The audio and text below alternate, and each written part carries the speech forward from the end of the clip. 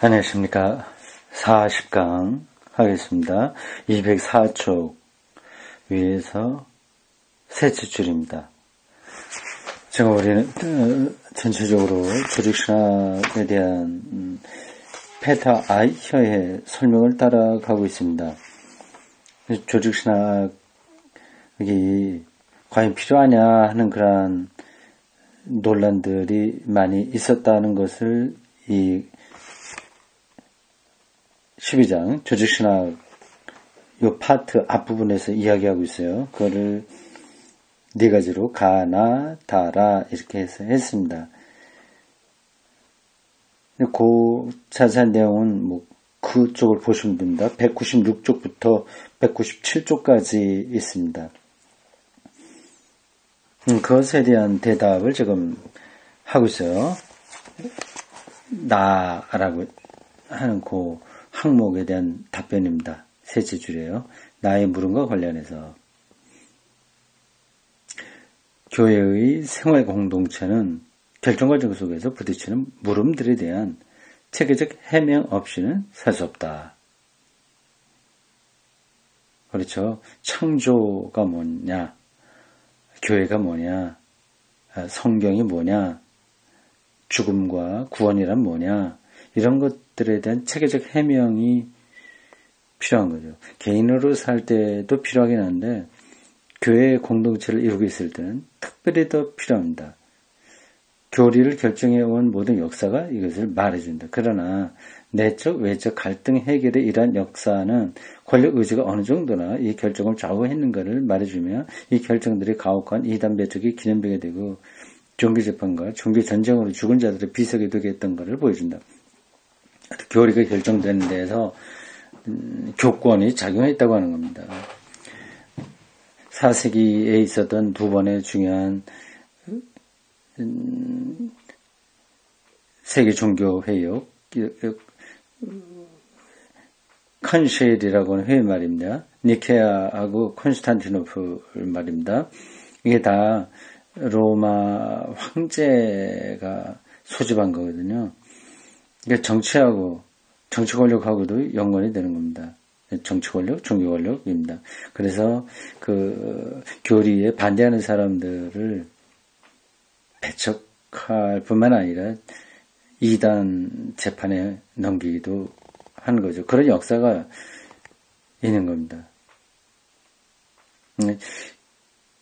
체계적 해명인 교리를 결정하는 게 필요하긴 한데 여기에 순수하게 그런 교리적인 거로만 결정되는 게 아니라 신학적인 거로만 결정되는 게 아니라 어떤 정치적인 헤게모니가 많이 작용했다고 하는 겁니다.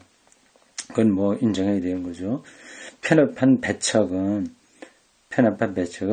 체계들과 기독교 교리 체계예요. 체계들과 권력자들의 타성에 빠진 우둔함의 근거를 두고 있으므로 체계적 사고는 냉혹한 행위를 조장하고 이 행위로 하여금 성서가 말하는 하나님의 인간 사랑과 갈등에 빠지게 할 수 있다. 자기 진리 근거를 좁혀놓으니까 그럴수록 더 자기하고 다른 것에게 가혹한 비판을 하게 되는 거죠. 교직도 그런 갈등을 이용한다. 교직은 뭐 교회 목사, 가톨릭의 주교, 사제, 교황 이런 것들 얘기합니다. 1차 바티칸 공회에는 자신의 정권을 부정하는 모든 현대적 논의에 맞서서 자신의 무효성을 선언했다.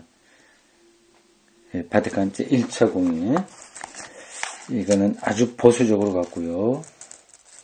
자기를 방어하는데 모든 힘을 쏟았습니다. 2차 바티칸 공회는 그것하고 좀 다르게 나갔죠. 1차가 1700년대인가요? 제가 또 기억이 나지 않네요. 2차 바티칸 공회는 정확하게 기억납니다. 제가 몇 번 말씀드렸듯이 1960년대에 있었습니다.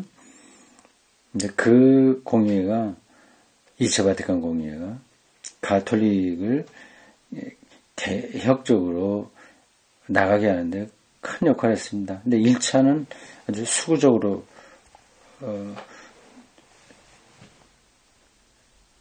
만들었죠. 이 공의회는 교회는 무오하다, 틀리는 거 없다, 이제 그렇게 주장한 겁니다. 이 공의회는 신앙에 대한 체계적 이해의 능력을 엄숙히 인정했다. 가톨릭 교회에 들어오지 않은 자는 구원받지 못한다. 이런 식이죠.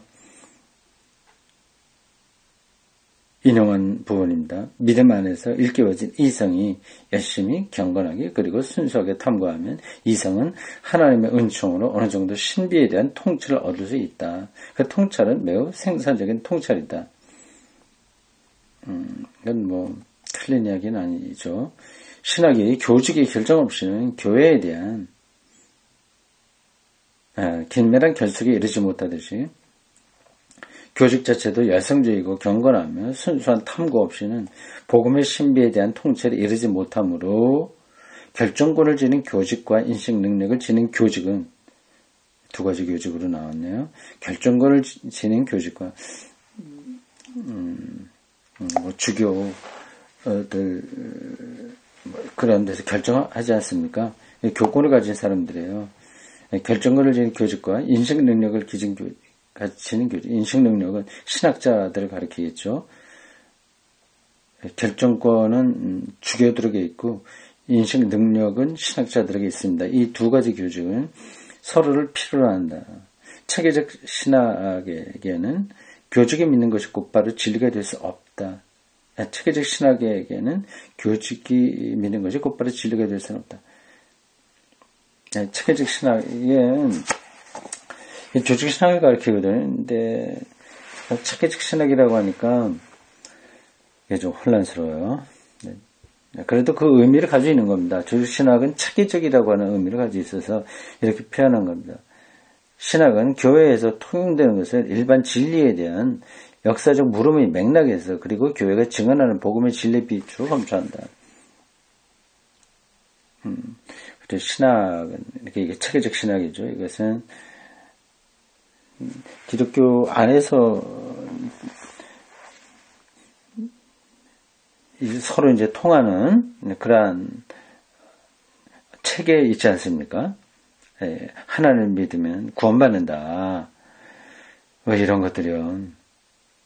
예수 그리스도의 십자가의 보혈로 우리가 죄를 용서받는다는 건 말입니다.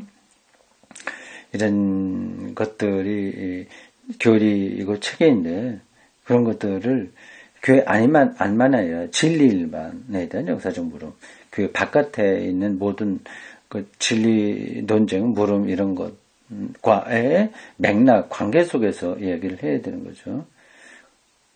그리고 교회가 증언하는 복음의 진리, 율법이 아니라 율법 넘어서는 게 복음이지 않습니까? 그런데 맞추어서 검토해야 되는 거죠. 어디 교권, 자기 비호, 자기 보호 거기에 떨어져 있으면 안 된다는 겁니다. 교회와 사회 주변 세계를 향해 이 사람이 쓰는 특별한 용어입니다. 주변 세계, 벨트, 사회 벨트, 교회 주변 세계. 네, 교회가 대한민국 교회라고 한다면 세상과 따로 떨어져 있는 단절된 자기 성체는 아니죠. 이 노동 문제, 남북 분단 문제 이런 것들이 다 벨트예요. 벨트 주변 세계입니다. 이 향이 열린 체계로서 열린 체계 그들을 무조건 추종하자고 하는 게 아니라 소통된다고 하는 겁니다. 열린 체계로서 신학은 참으로 비판적 사고가 된다. 비판적 사고가 된다. 이런 점에서 비록 역사적으로 교권적이고 정치적인 그런 과정이 기독교 교리 체계에 영향을 미쳤지만 필요하다. 신학이 필요하다. 조직 신학이 필요하다. 그 얘기죠. 그러나 그거는 폐쇄적인 게 아니라 웰트 세계, 주변 세계를 향해서 열린 자세가 필요하다는 겁니다. 한국교회에 특별히 필요한 자세라고 봅니다. 다 물음과 관련해서 성서 주석과 교회사가 성서 주석과 교회사 성서 주석은 성서 학입니다. 구약신학, 신학신학 이런 겁니다. 그것과 교회사, 교회 역사가 역사 비판적 방법 자로 쓴 용어죠. 히스토리컬 크리티시즘이에요.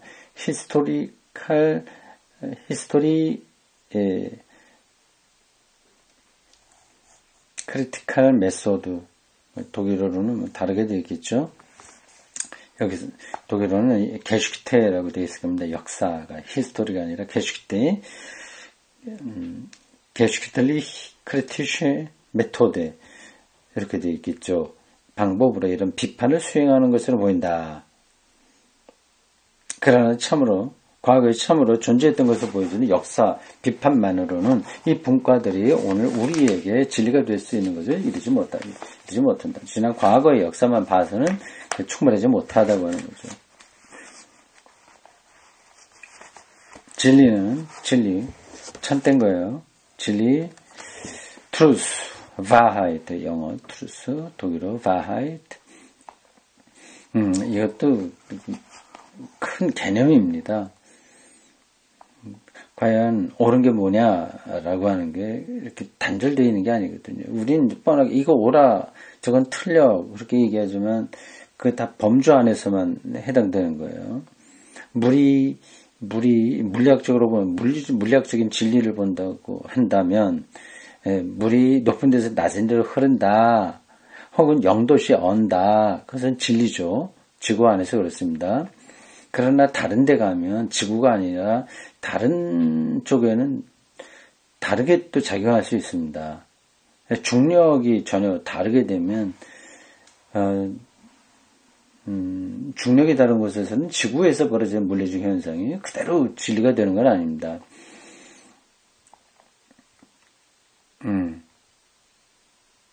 진리는 역사적으로 다양하게 표현될 뿐만 아니라 그 자체가 역사적으로 나타난다. 그 말이 그 말입니다. 역사적으로 나타난다.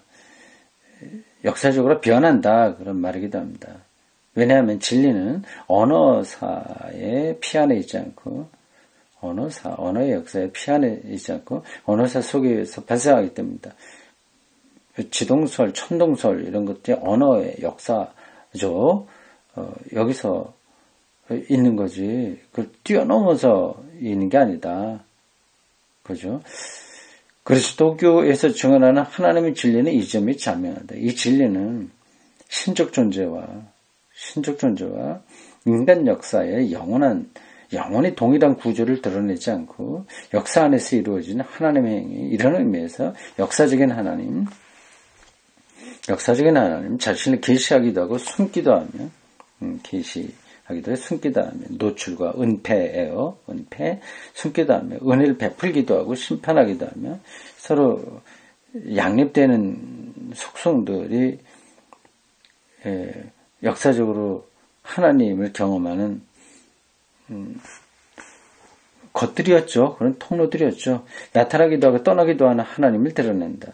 인간의 신앙의 역사 속에서 자신을 계시하기도 하고 숨기기도 하는, 노출하기도 하고 은폐시키기도 하는 하나님을 이야기하는 역사신학은 기독교 교리 체계가 하나님의 행위를 개념 속에 사멸시키는 것을 방지해야 된다. 영원, 불변, 전지전능 이런 것들이 어떤 개념이거든요. 개념 안에 딱 머물게 되면 안 된다고 하는 겁니다. 그 개념이 틀렸다고 하는 게 아니라 거기에서 하나님을 그 잣대로만 다 보려고 하는 건 잘못인 거죠. 그러나 이 역사신학도 그 나름의 관심사를 갖고 구성적으로 그리고 실용적으로 하나님을 이야기한다. 이 신학의 관심사는 믿지 않는 동시대의 관심사와 관련해서 신학의 진리 내용에 비추어서 해명되어야 한다. 이 컨텍스트가 중요하다고 하는 겁니다. 우리가 살고 있는 여기서의 그 맥락, 상황, 그거와 동떨어진 이야기를 하면 안 된다 하는 거죠. 달리 말해서 역사적 이야기 속에 무비판적으로 전제된 비판적 표준 예를 들어 자유, 하나님 나라, 약속의 선치 등은 열린 사상적 교류 속에서 체계적으로 논의되어야 된다. 자유, 하나님 나라, 약속과 성취 이런 것들이 성서에 나타나는 하나님 행위의 속성들이지 않습니까? 그런 것들은 그냥 역사를 뛰어넘어 초월적으로 어디에 있는 곳으로 보면 안 된다. 이 세계 속에서 논의돼야 되는데 체계적으로 논의돼야 한다. 이제 그게 이제 조신학의 필요성인 거죠. 이런 체계적 논의는 강조했듯이 실제로 언제나 교회 행위에 대한 실천적 이론으로 이끈다. 조직신학에서 이런 실천적 논의, 의사소통 행위의 실천 속에는 너무 논의 볼만 아니라 그래서 소통 행위에 대한 이론적 논의, 이건 무슨 말인지 확 와닿지는 않아요. 넘어가겠습니다. 조직신학에서 이러한 실천적 논의가 빠질 경우에 조직신학은 엘리트적 토론 공동체의 단순한 사치, 자기 만족에 빠진다. 그럴 수 있죠. 칼빈의 정가된 의, 이중예정, 등등. 그런 것만에만 빠져버리면, 그런 논란에만 멈춰 있으면, 엘리트적 토론 공동체의 자기 만족에 떨어지는 거죠. 교회가 실질적으로 어떤 구체적인 실천 이론과 방향성이 있어야 되냐 하는 문제를 계속 붙들고 있어야 된다고 하는 겁니다. 그러나 실천적 이론이 행위의 압박에서 벗어나서 자신의 비판적 표준을 체계적으로 검토할 시간을 갖지 않으면 실천적 이론은 자신의 비판적이고 전망적인 성격을 잃고 교회의 기술공학 실천 이데올로기가 된다. 지나치게 실천적인 부분에만 또 떨어져 버리게 되면 그것도 또 문제라고 하는 겁니다. 이 긴장을 붙들고 있어야 되는 거죠. 이건 어떻게 더 설명을 해야 될까요?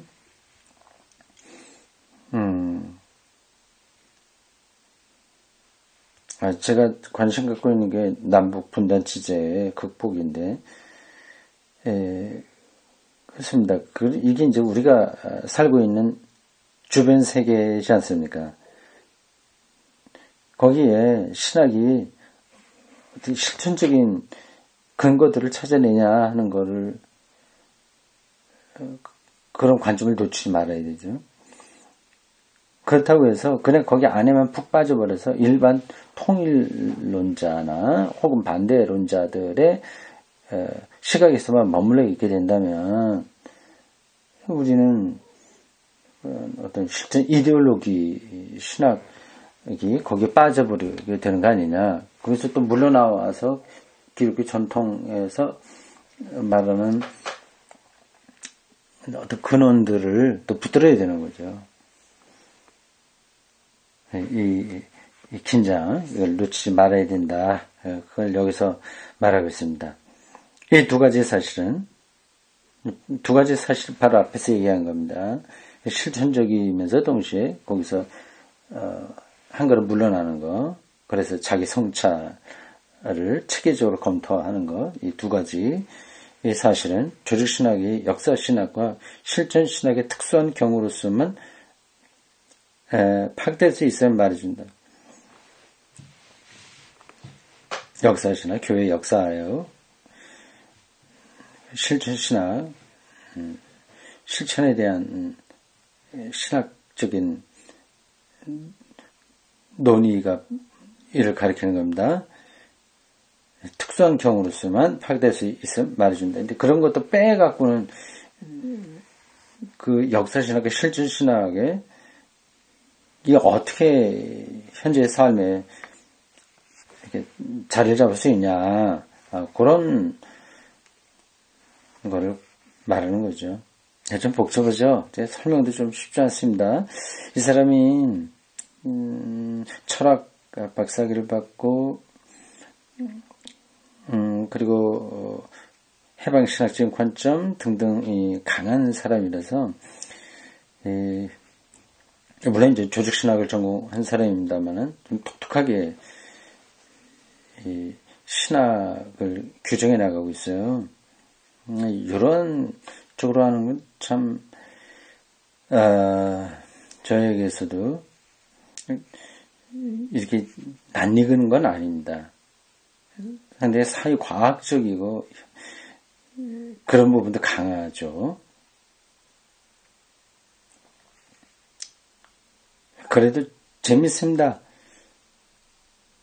봐요. 하나님의 행위에 대해 교회가 증언하는 진리와 교회사의 경험은 교리 결정과 교회 행위와 함께 현재 사회와 그 학문들에 대해서 열린 조직신학의 주변 세계를 이룬다. 이건 뭐 어려운 얘기 아닙니다. 조직신학이 그냥 다른 분과하고 분리되어 있어서 자기 이론 체계에 빠져 있는 게 아니라 다 그 역사신학, 뭐 성서신학 그런 것하고 다 연관되어 있다는 거죠. 그러니까 탄탄하게 그 관련성을 붙들어야만 되는 겁니다. 모든 조직신학자는 이런 다양한 관련을 고려하면서 비그리스도교적 사회 안에서 교회의 신앙을 의미 있게 통일적으로 구성하기 위해서 고민해야 된다. 고민해야 된다. 그렇죠. 참 이게 한국교회 신학자들에게 정말 필요한 부분입니다. 지금 한국 사회, 우리 교회가 참여하고 있는, 또 우리 교회가 들어있는 이 세계, 대한민국 사회에 많은, 그리고 중요한 이 사람들이 살고 있는 사회에 이슈들이 있지 않습니까? 그 이슈들에게 이렇게 민감하게 반응한다는 그런 차원이 아니라 그 문제를 붙들고 있어야 되는 거죠. 그 안에서 기독교 신앙을 체계 있게 설명할 수 있어야 되는 겁니다.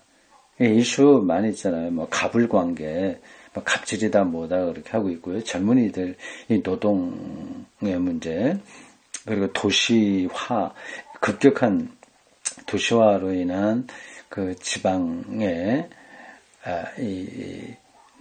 어려워지는 상황들, 뭐 원자력, 그러니까 핵무기, 뭐 북한의 핵무기 문제도 있고요. 핵발전소 이런 것도 있고, 얼마나 많습니까? 그 이슈들이요. 그런 비그리스도교적 세계 안에서 벌어지고 있는 그런 것들을 외면하지 말고 그 안에서 기독교 신앙을 통일적으로 설명해낼 수 있어야 된다. 그걸 좀 고민 좀 하자고 하는 겁니다. 지금 동성애 문제도 그렇고,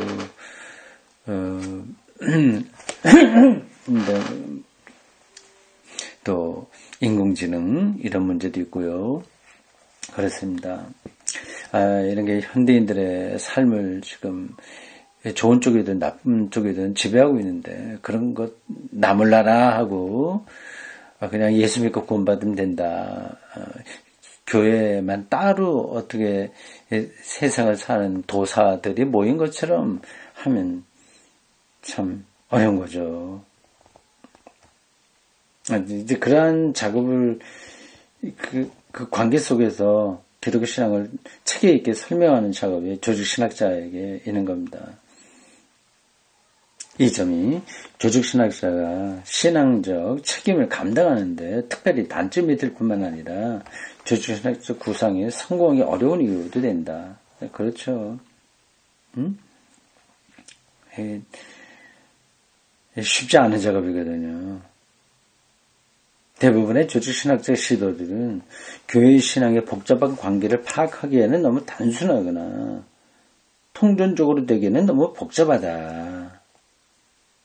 그렇죠. 교회 신앙의 복잡한 관계, 교회 신앙만이 아니라 지금은 실제 신자들이 살고 있는 거는 세상이니까요. 세상과의 관계라고 해야 되겠죠. 교회 실천을 다루는 겁니다. 이 세상은 정말 복잡한데, 근데 그런 것들을 신앙적으로 설명하기에는 이게 만만치 않은 거죠. 저도 이제 그런 거 한계들을 늘 경험합니다. 설교하긴 하는데 신자들이 그 설교를 듣고 실제 삶에서 얼마나 도움을 받겠냐 하는 거죠. 근데 도움이 물론 받는데 실질적으로 삶을 이해하는데 기독교 신앙이 전적으로 도움이 될까 하는 겁니다. 그래서 제가 설교한 다음에 그런 반응을 느껴요. 당신 하는 말 이해가 된다. 정말 그렇게 살아야 되고 하는 거 알다. 하나님의 구원 통치 등등등등 하는데 실제 삶에는 안 그렇다. 지금 자본주의가 완전히 우리 삶을 지배하고 있는데 이런 상태에서 어떻게 우리가 이 자본 시스템을 극복해서 하나님의 통치를 실질적으로 경험하면서 살 수 있냐 하는 거죠. 속된 편으로는 당시 하는 말은 주신 씨나라 까먹는 소리와 같다 하는 거죠. 어려운 거예요. 기독교 신앙 체계를 실제 이 세상에서 사는데 중심으로 잡기는 피트 아이의 표현을 따르면 너무 단순한 거죠. 단순하거나 통정적으로 되기에는 통정적으로 된다는 거는 그걸 꿰뚫어 본다고 하는 건데 전체를 하나 묶고 낸다고 하는 건데 근데 너무 복잡하다. 주신하기 너무 복잡하다. 체계들이 그렇다고 하는 거죠. 지나치게 닫힌 체계들도 지나치게 열린 체계들도 비판적인 신앙의 책임에 겸한 봉사를 할 수 없다. 지나치게 닫힌 체계, 기독교 체계 안에 완전히 들어와 버리는 거죠. 그래서 바깥 세계하고 단절하는 거죠. 지나치게 열린 체계, 이거는 자기 중심은 없어. 기독교 교리 신학에 대해서 그냥 사회 현상학, 사회과학, 물리학, 그리고 이 사회를 끌어가는 어떤 그 이데올로기들 거기에만 빠져버리는 것들이죠. 그렇게 되면 결국 비판적인 신앙적 책임에 겸허한 봉사를 할 수 없다고 하네요. 아이고 참 표현을 재밌게 했습니다. 근데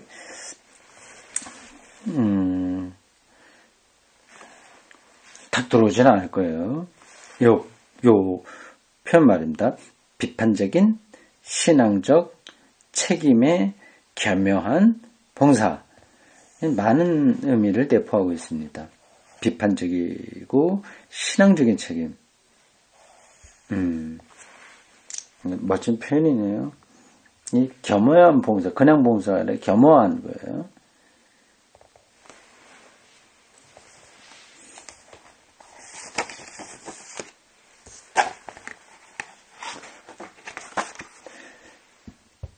다음 라이브론과 관련해서 종교학으로 떨어질 수 있지 않냐 하는 그런 반론에 대한 겁니다. 조직신학이 교직의 단순한 의무적 옹호자로서 교직의 결정을 정당화하고 교직의 뜻에 따라 준비하는 일만을 한다면 신부다, 목사다, 그가 주어진 일만 한다, 설교하고 예배드리고 신방하고 그런 일단 그런 것만에만 도움을 준다면 조직신학은 자신이 맡은 교직의 책임을 다하지 못하게 된다. 왜냐하면 주교와 교황의 권한도 하나님의 말씀을 지배하지 못하고 그 말씀을 복종해야 하기 때문이다. 그렇죠? 주교와 교황도 하나님의 말씀을 추구하고 그 말씀에 대해서 묻고 그 말씀에 따라서 행동해야 한다. 그러므로 그들도 신학의 비판적 안목을 필요로 한다. 교황의 일, 주교의 일, 그 업무 안에만 떨어져 있으면 안 되고 하나님의 말씀에 따라서 자기 일을 비판적으로 성찰할 수 있어야 된다는 거죠. 자기보다 더 상위의 힘이 있기 때문입니다.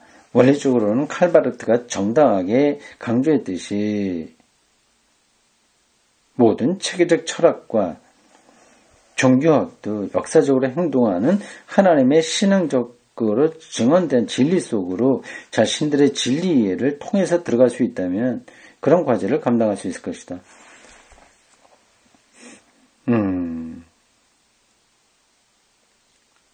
네. 아하. 철학과 종교학까지 조직신학이 그런 걸로 대체될 수도 있지 않냐는 그런 질문에 대한 대답입니다. 철학과 종교학도 하나님의 신앙적으로 증언된 진리 속으로 참여하면 된다 하는 건데 오늘 우리하고는 좀 상황이 달라요. 우리는 뭐 전혀 이렇게 될 수는 없습니다.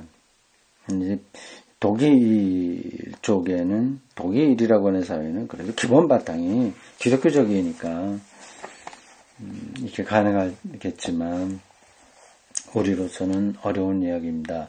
이런 학문들이 실제로 이런 과제를 수행하지 못하는 것은 이렇게 돼야 되는데 철학과 종교학도 하나님의 진리 안에서 자기들의 업무를 실행해야 되는데 그렇게 하지 못한다는 거예요.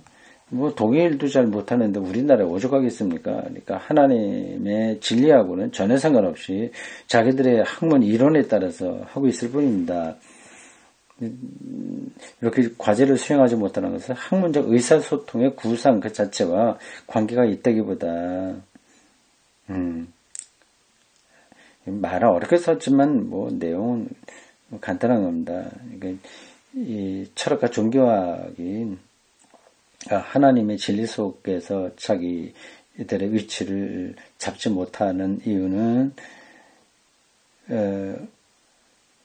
그런 철학과 종교학의 서로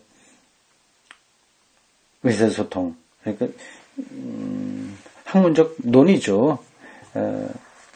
그 자체에 있는 게 아니라 그걸 못해서가 아니라 자신의 관심과 사회 집단들의 의존성과 더 관계가 있다. 자신의 관심과 사회 집단들의 의존성과 더 관계가 있다. 학문 자체에 있는 게 아니라 이게 제가 이야기로는 이렇습니다. 그러니까 자기가 이 철학을 한다, 종교학을 한다 하더라도, 근데 그 철학의 학문적인 연구 그런 거에서의 문제라기보다도 세상에 의존주의이기 때문에 자본주의 체제에서 자기 자리를 더 확대해야 된다는 생각 때문에 좀 그렇다 이거죠.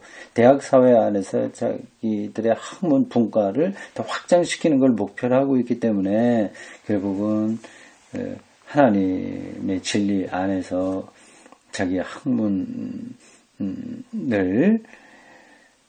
그 철학과 종교학 말이죠. 이런 것들이 자기 과제를 수행하지 못하는 이유다. 그죠? 그러니까 이게 여기서 신학도 마찬가지라고 말을 하고 있는데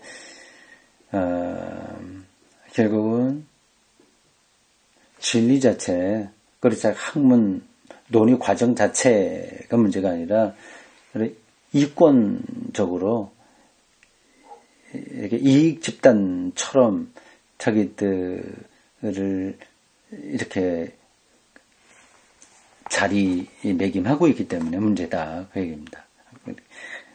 그렇죠? 다시 한번 정리하면, 이렇게 진리에 대해서 열려있는 게 아니라, 자기 이권, 여기에 마음을 두기 때문에, 이런, 바람직한 이런 일들이 일어나지 못하고 있다고 하는 겁니다. 아마 이건 점점 더 그렇게 되지 않겠습니까?